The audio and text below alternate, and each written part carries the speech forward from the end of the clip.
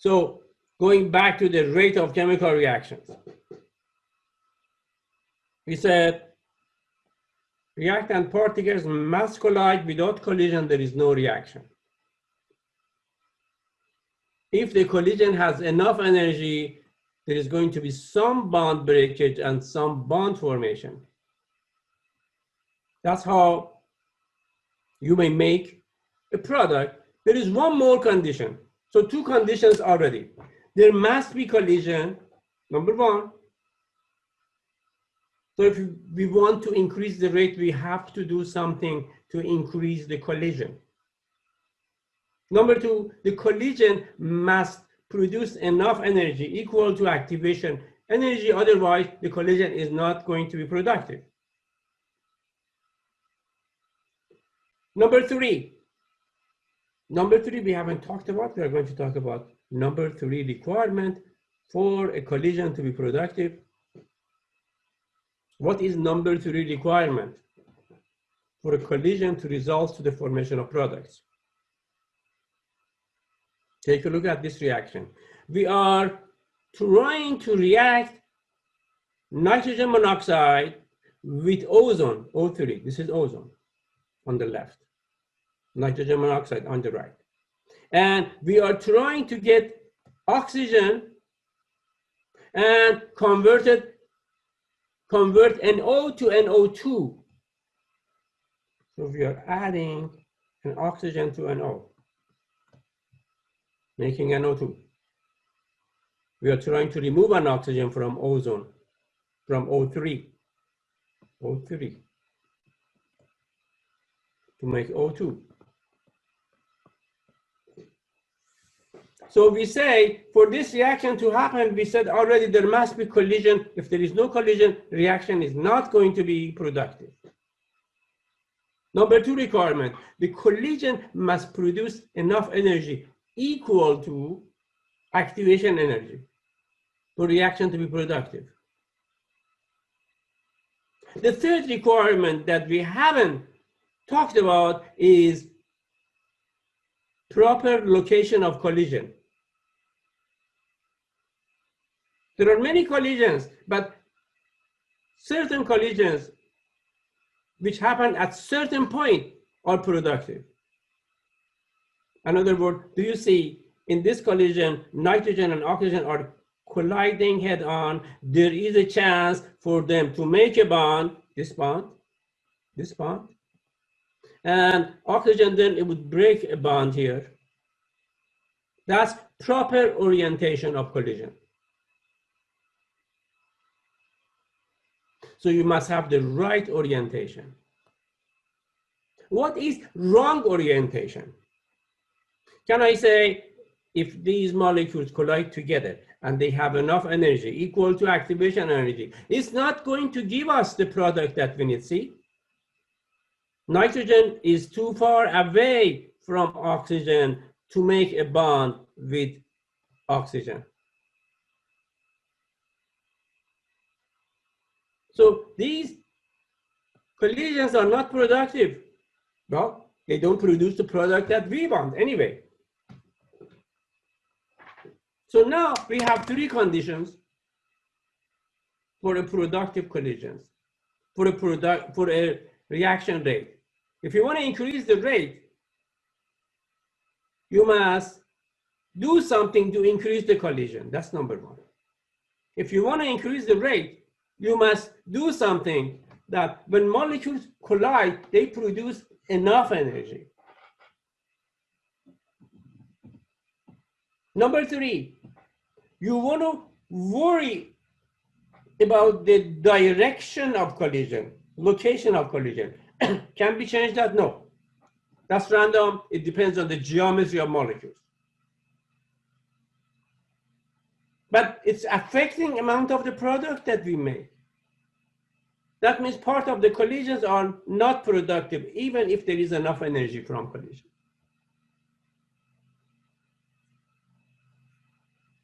Do I make sense? Go ahead, ask a question, please.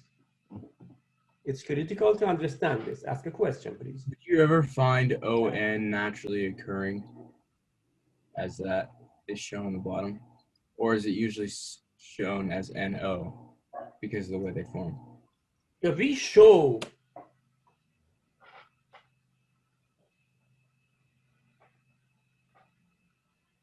this has less electronegativity, we call it NO. If the difference between NO and ON is this molecule turns in the space. Right. So when we write it like that, Mr. Fard, NO, is there a chance that it could still be formed in the way that it looks in that bottom part in the ineffective collision where it's an O? Yeah, this is the same thing. Okay. Because so because the nitrogen is too far away for it to bond. That's right. What Because okay. molecules are like us. They are continuous. They are us when you are dancing. They're continuously rotating. They are moving from one point into another. They are also vibrating. Just like somebody who is dancing. They're moving their hands. They're moving from one point into another. And they are vibrating. Maybe the hands are going back and forth, back and forth. So molecules like dancing like us. We can never find molecules frozen, even at lower temperatures. Molecules stop moving at absolute zero. And absolute zero, according to the laws of physics, is not attainable. We can never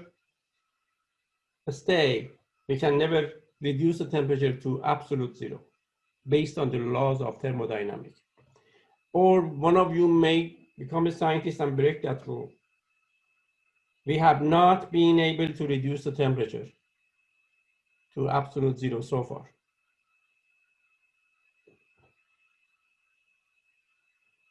All right. So we already talked about activation energy. It's the height of the energy field. It's the barrier in front of the reactants to become product. And if collisions do not produce an energy which is equal or larger than activation energy, collision is not successful.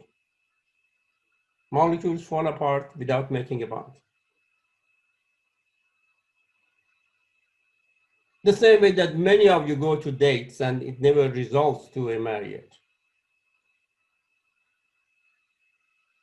Okay. So if I am trying to increase the rate of reaction, you are always doing that. That's part of the production of chemicals.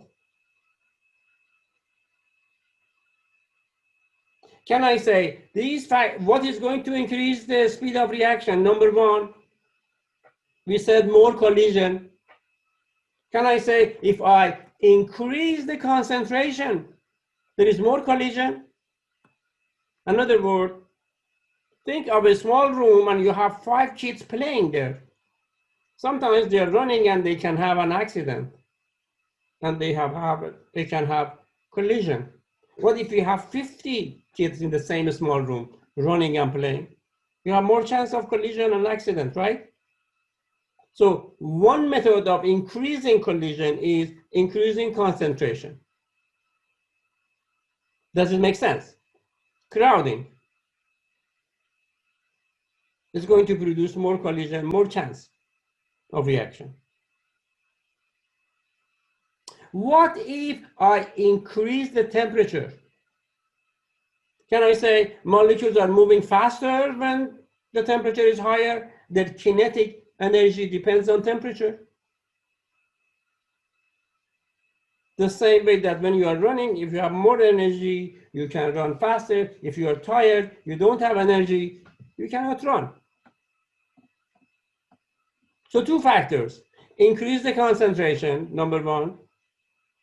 Factor 2, raise the temperature. These are going to increase the speed of reaction. So we might produce more product in unit of time by changing these 2 factors. Are you with me? Do you have any question?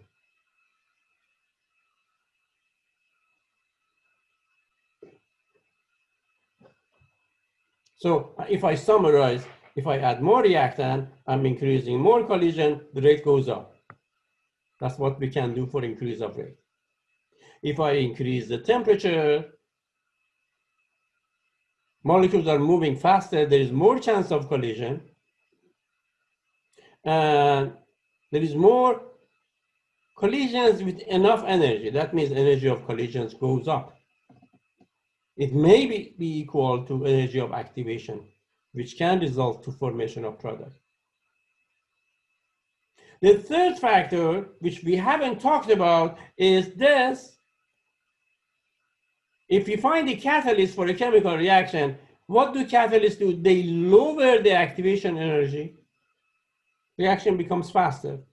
At the beginning of this chapter, I gave you an example. If you are eating a starch, immediately, the moment the starch is in your mouth, there is an enzyme which is called amylase. It breaks down starch to glucose immediately. But if we want to do this in a test tube, it may take a long time, very slow reaction. Why? It's the presence of catalyst which makes reaction faster. So an example of catalyst, why catalyst make reactions faster. I'm going to give you this example. Suppose, analogy between bond of marriage and bond of chemistry. Let's look at that example. Suppose you decide that you are going to marry in 1 month. Exaggeration. If you want to marry in 1 month because you want to have family, what is going to help you to marry the faster? Well, if you sit home, you're not going to meet anybody. Obviously, you have to go out and meet people. But how about using a dating site? That's going to help. Or asking people to recommend somebody which you like. You explain to them what you want. In the older days, they used to have matchmakers in the villages where you would go to matchmaker and you say, I need a husband with this height, having 1 goat, and I don't know, having a camel, and maybe a tent. Then that matchmaker would find you the right person. The same thing here. Catalyst is a matchmaker. It brings the 2 molecules who would like to react together. It absorbs them to the surface, bring them closer. They make a bond and then let them go, and then take another molecule, bring them together, react them together, let them go. So use of catalyst is going to increase the rate.